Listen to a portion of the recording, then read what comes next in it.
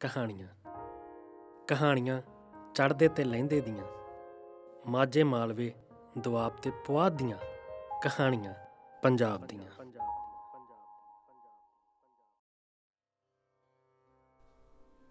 ਰਿਆੜਕੇ college ਤੁਗਲਵਾਲਾ।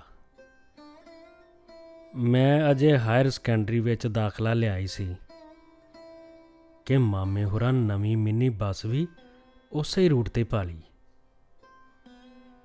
ਮਾਮਾ ਆਪ ਟਿਕਟਾਂ ਕੱਟਿਆ ਕਰਦਾ ਤੇ ਤਾਰੀ ਵੀਰ ਬੱਸ ਚਲਾਇਆ ਕਰਦਾ। ਉਨੀ ਦਿਨੀ ਜ਼ਿਆਦਾਤਰ ਟਾਂਗੇ ਤੇ ਸਾਈਕਲ ਹੀ ਹੋਇਆ ਕਰਦੇ ਸਨ। ਸਾਡਾ ਘਰ ਸੜਕ ਤੋਂ 4-5 ਕਿੱਲੇ ਹਟਵਾਂ ਸੀ ਤੇ ਨਾਨਕਿਆਂ ਦੀ ਬੱਸ ਦਾ ਮੈਨੂੰ ਇੰਨਾ ਹੰਕਾਰ ਕਿ ਮਜਾਲ ਹੈ ਕਿ ਤਾਰੀ ਵੀਰ ਮੈਨੂੰ ਉਡੀਕੇ ਬਿਨਾਂ ਬੱਸ ਅਗਾਂਹ ਵੀ ਤੋਰ ਲਵੇ। ਮੈਂ ਮਰਜ਼ੀ ਨਾਲ ਹੀ ਘਰੋਂ ਨਿਕਲਦੀ, ਫਿਰ ਹੌਲੀ ਹੌਲੀ ਤੁਰ ਕੇ ਬੜੀ ਸ਼ਾਨ ਨਾਲ ਬੱਸ ਅੰਦਰ ਵੜਦੀ ਤੇ ਪਹਿਲਾਂ ਤੋਂ ਹੀ ਖਾਲੀ ਰੱਖੀ ਸੀਟ 'ਤੇ ਜਾ ਬੈਠਦੀ। ਮੇਰੇ ਬਹਿੰਦਿਆਂ ਸਾਰੀ ਬੱਸ ਵਿੱਚ ਨਾ ਖੁਸਰ ਫੁਸਰ ਸ਼ੁਰੂ ਹੋ ਜਾਂਦੀ। ਕੋਈ ਆਖਦਾ, ਭਾਣਜੀ ਜੋ ਹੋਈ ਇੰਨਾ ਹੱਕ ਤੇ ਬਣਦਾ ਏ। ਕੋਈ ਮੇਰੀਆਂ ਕਿਤਾਬਾਂ ਵੱਲ ਤੇ ਕੋਈ ਮੇਰੇ ਗਲ ਪਾਏ ਸੂਟ ਵੱਲ ਦੇਖਦੀ ਰਹਿੰਦੀ। ਪਰ ਮਜਾਲ ਹੈ ਕਿ ਕੋਈ ਮੈਨੂੰ ਕੁਝ ਵੀ ਆਖ ਸਕਦਾ। ਫਿਰ ਇੱਕ ਦਿਨ ਅਚਾਨਕ ਨਾਨਕੇ ਜ਼ਮੀਨ ਜਾਇਦਾਦ ਦਾ ਰੌਲਾ ਪੈ ਗਿਆ। ਮੇਰੀ ਮਾਂ ਨੂੰ 3 ਭਰਾਵਾਂ ਵਿੱਚੋਂ ਕਿਸੇ ਇੱਕ ਦੀ ਹਾਮੀ ਭਰਨੀ ਪੈ ਗਈ ਤੇ ਬੱਸ ਵਾਲਾ ਮਾਮਾ ਨਾਰਾਜ਼ ਹੋ ਗਿਆ। ਬੋਲਚਾਲ ਵੀ ਬੰਦ ਹੋ ਗਈ ਤੇ ਫਿਰ ਤਾਰੀ ਵੀਰੇ ਨੇ ਵੀ ਬੱਸ ਖਿਲਾਰਨੀ ਬੰਦ ਕਰ ਦਿੱਤੀ। ਮੈਂ ਉੱਥੇ ਬੱਸ ਉਡੀਕਦੀ ਰਹਿੰਦੀ, ਪਰ ਉਹ ਬਿਨਾਂ ਨਜ਼ਰਾਂ ਮਲਾਏ ਕੋਲੋਂ ਦੀ ਲੰਘਾ ਕੇ ਲੈ ਜਾਂਦਾ। ਅਖੀਰ ਮੈਨੂੰ ਘਰਦਿਆਂ ਸਾਈਕਲ ਲੈ ਦਿੱਤਾ। ਹੁਣ ਜਦੋਂ ਕਦੀ ਪਿੱਛੇ ਆਉਂਦੀ ਬੱਸ ਦਿਸ ਪੈਂਦੀ ਤਾਂ ਸਾਈਕਲ ਪਾਸੇ ਖੜਾ ਕਰ ਓਨੀ ਦੇਰ ਡਰਾਈਵਰ ਦੀ ਸੀਟ 'ਤੇ ਬੈਠੇ ਤਾਰੀ ਵੀਰੇ ਨੂੰ ਹੀ ਦੇਖਦੀ ਰਹਿੰਦੀ ਜਦੋਂ ਤੱਕ ਕੋਲੋਂ ਦੀ ਲੰਘਾ ਕੇ ਨਾ ਲੈ ਜਾਇਆ ਕਰਦਾ। ਕਈ ਮਜ਼ਾਕ ਵੀ ਕਰਦੀਆਂ, ਨੀ ਕੀ ਹੋਇਆ ਤੇਰੀ ਮਾਮੇ ਦੀ ਬੱਸ ਨੂੰ। ਕੁਝ ਹਮਦਰਦੀ ਵੀ ਕਰਦੀਆਂ, ਆਖੇ ਨਾਨਕਿਆਂ ਦੀ ਬੱਸ ਹੋਵੇ ਤਾਂ ਫਿਰ ਵੀ ਭਾਣਜੀ ਵਿਚਾਰੀ ਨੂੰ ਪੈਂਡਲ ਮਾਰਨੇ ਪੈਣ, ਕਿੰਨੀ ਮਾੜੀ ਗੱਲ ਆ। ਇਹ ਸਭ ਸੁਣ ਮੇਰਾ ਕਾਲਜਾ ਵਲੂੰਦਰਿਆ ਜਾਂਦਾ। ਇੰਝ ਹੀ ਹੌਲੀ ਹੌਲੀ ਕਰਕੇ 6 ਮਹੀਨੇ ਲੰਘ ਗਏ। ਕਈ ਵਾਰ ਮੇਰਾ ਸਾਈਕਲ ਖਰਾਬ ਹੋ ਜਾਂਦਾ ਜਾਂ ਫਿਰ ਕਿਸੇ ਮੀਂਹ ਕਣੀ ਵਾਲੇ ਦਿਨ ਮੈਨੂੰ ਟਾਂਗੇ 'ਤੇ ਹੀ ਆਉਣਾ ਜਾਣਾ ਪੈਂਦਾ ਸੀ।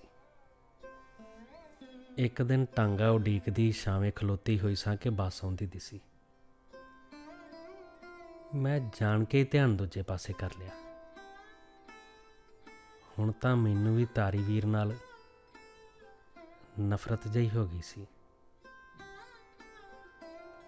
ਬੱਸ ਅਚਾਨਕ ਕੋਲ ਆਣ ਕੇ ਖਲੋ ਗਈ। ਹੈਰਾਨ ਹੋਈ ਨੇ ਦੇਖਿਆ, ਅੱਜ ਡਰਾਈਵਰ ਵਾਲੀ ਸੀਟ 'ਤੇ ਤਾਰੀ ਵੀਰ ਨਹੀਂ ਸੀ, ਸਗੋਂ ਕੋਈ ਹੋਰ ਸੀ। ਮਗਰ ਟਿਕਟਾਂ ਵੀ ਕੋਈ ਹੋਰ ਹੀ ਕੱਟ ਰਿਹਾ ਸੀ। ਓਪਰਾ ਜਿਹਾ ਡਰਾਈਵਰ ਬਾਰੀ ਖੋਲ ਕੇ ਕੋਲ ਆ ਗਿਆ ਤੇ ਆਖਣ ਲੱਗਾ, ਭੈਣੇ ਤੇਰੀ ਨਾ ਸੀਟ ਮੱਲੀ ਹੋਈ ਹੈ ਤੇ ਤਾਰੀ ਵੀਰ ਕਿੱਥੇ ਆ, ਤੇ ਟਿਕਟਾਂ ਕੱਟਦਾ ਮੇਰਾ ਮਾਮਾ ਵੀ ਨਹੀਂ ਦੀਦਾ।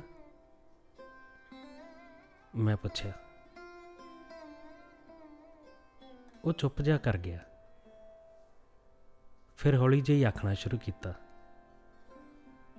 ਭੈਣੇ ਤੇਰਾ ਮਾਮਾ ਤੇ ਕੱਲ੍ਹ ਦਾ ਪੂਰਾ ਹੋ ਗਿਆ ਏ ਤੇ ਭੋਗਤਾ ਕਿ ਬਸ ਹੁਣ ਮੈਂ ਹੀ ਚਲਾਵਾਂ। ਤਾਰੀ ਵੀਰ ਨੇ ਨਾ ਮੈਨੂੰ ਪੱਕਿਆਂ ਕੀਤਾ ਸੀ ਕਿ ਫਲਾਣੀ ਥਾਂ ਤੇ ਫਲਾਣੇ ਰੰਗ ਦਾ ਸੂਟ ਪਾਈ ਜੇ ਕੋਈ ਕੁੜੀ ਖਲੋਤੀ ਦਿਸੇ ਤਾਂ ਉਹ ਟਾਂਗਾ ਉਡੀਕਦੀ ਮੇਰੀ ਭੈਣ ਹੀ ਹੋਊ। ਉਹਨੂੰ ਉਹਦੇ ਮਾਮੇ ਵਾਲਾ ਸੁਨੇਹਾ ਜ਼ਰੂਰ ਦੇ ਦੀ। ਮੇਰੇ ਹੱਥੋਂ ਕਿਤਾਬਾਂ ਛੁੱਟ ਗਈਆਂ। ਮੈਂ ਵਾਹ ਦਾਈ ਘਰ ਵੱਲ ਨੂੰ ਭੱਜੀ ਤੇ ਧੂ ਕੇ ਜਾਰ ਰੋਟੀਆਂ ਪਕਾਉਂਦੀ ਮਾਂ ਦੇ ਗੱਲ ਲੱਗ ਗਈ। ਫਿਰ ਮਾਂ ਜਾਈ ਦੀ ਖਬਰ ਸੁਣ ਕੇ ਜੋ ਹਾਲ ਮੇਰੀ ਮਾਂ ਦਾ ਹੋਇਆ,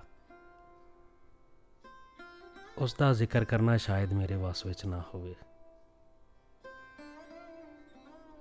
ਅੱਜ ਇੰਨੇ ਵਰ੍ਹਿਆਂ ਬਾਅਦ ਪੰਜਾਬ ਗਈ ਤਾਂ ਗੱਡੀ ਠੀਕ ਉਸੇ ਥਾਂ 'ਤੇ ਰੁਕਵਾ ਲਈ ਜਿੱਥੇ ਕਦੇ ਖਲੋ ਕੇ ਤਾਰੀ ਵੀਰੇ ਦੀ ਬੱਸ ਉਡੀਕਿਆ ਕਰਦੀ ਸਾਂ। ਸਾਰਾ ਕੁਝ ਬਦਲ ਜਾ ਗਿਆ ਸੀ। ਸੜਕ ਖੁੱਲੀ ਕਰਨ ਦੇ ਨਾਮ ਹੇਠ ਜ਼ਾਲਮਾਂ ਉਹ ਬੋਰਡ ਵੀ ਵੱਢ ਕੱਤਿਆ ਜਿਹੜਾ ਕਦੀ ਮੈਨੂੰ ਮੀਂਹ, ਕਣੀ, ਧੁੱਪਾਂ ਤੇ ਤੂਫਾਨਾਂ ਤੋਂ ਬਚਾਇਆ ਕਰਦਾ ਸੀ। ਮੈਂ ਕੋਲੋਂ ਲੰਘਦੀਆਂ ਜਾਂਦੀਆਂ ਅਨੇਕਾਂ ਮੋਟਰ ਗੱਡੀਆਂ ਦਾ ਉੱਡਦਾ ਮਨਾ ਮੂੰਹੀ ਘੱਟਾ ਆਪਣੇ ਵਜੂਦ 'ਤੇ ਪਾਉਂਦੀ ਹੋਈ ਨਿੱਕੇ ਹੁੰਦਿਆਂ ਦੀਆਂ ਉਹਨਾਂ ਗੁਆਚ ਗਈਆਂ ਕੀਮਤੀ ਘੜੀਆਂ ਬਾਰੇ ਸੋਚੀ ਜਾ ਰਹੀ ਸਾਂ, ਜਿਹੜੀਆਂ ਅਕਸਰ ਹੀ ਸਾਡੀਆਂ ਆਪ ਸਹੇੜੀਆਂ ਨਾਰਾਜ਼ਗੀਆਂ ਤੇ ਹਉਮੈ ਦੀ ਭੇਟ ਚੜ੍ਹ ਜਾਂਦੀਆਂ ਨੇ ਤੇ ਮਗਰ ਰਹਿ ਜਾਂਦੇ ਨੇ ਢੇਰ ਸਾਰੇ ਗਿਲੇ ਸ਼ਿਕਵੇ ਅਤੇ ਪਛਤਾਵੇ, ਜਿਨ੍ਹਾਂ ਮੜੀਆਂ ਤੱਕ ਵੀ ਸਾਡਾ ਪਿੱਛਾ ਨਹੀਂ ਛੱਡਣਾ। ਦੋਸਤੋ, ਹਰਪ੍ਰੀਤ ਸਿੰਘ ਜੌਂਦਾ ਜੀ ਦੀ ਲਿਖੀ ਇਹ ਕਹਾਣੀ ਸਾਡੇ ਸਮਾਜਿਕ ਤਾਣੇ ਬਾਣੇ ਅਤੇ ਰਿਸ਼ਤਿਆਂ ਨੂੰ ਬਿਆਨ ਕਰਦੀ ਹੈ। ਕਹਾਣੀਆਂ ਸਮਾਜ ਦਾ ਸ਼ੀਸ਼ਾ ਹੋਇਆ ਕਰਦੀਆਂ ਨੇ। ਕਿਸੇ ਵੇਲੇ ਸਾਨੂੰ ਆਪਣਾ ਆਪ ਕਹਾਣੀਆਂ ਵਿੱਚੋਂ ਲੱਭਦਾ ਹੈ ਤੇ ਕਦੀ-ਕਦੀ ਜੀ ਕਰਦਾ ਹੈ ਪੁਰਾਣੇ ਸਮੇਂ ਵਿੱਚ ਜਾ ਕੇ ਕੀਤੀਆਂ ਗਲਤੀਆਂ ਨੂੰ ਦੁਹਰਾਇਆ ਨਾ ਜਾਵੇ, ਕੁਝ ਗਲਤੀਆਂ ਠੀਕ ਕਰ ਲਈਆਂ ਜਾਣ। ਤੁਹਾਨੂੰ ਇਹ ਕਹਾਣੀ ਕਿਸ ਤਰ੍ਹਾਂ ਦੀ ਲੱਗੀ? ਆਪਣੇ ਵਿਚਾਰ ਸਾਡੇ ਨਾਲ ਜ਼ਰੂਰ ਸਾਂਝੇ ਕਰਿਓ। ਰੱਬ ਰਾਖਾ।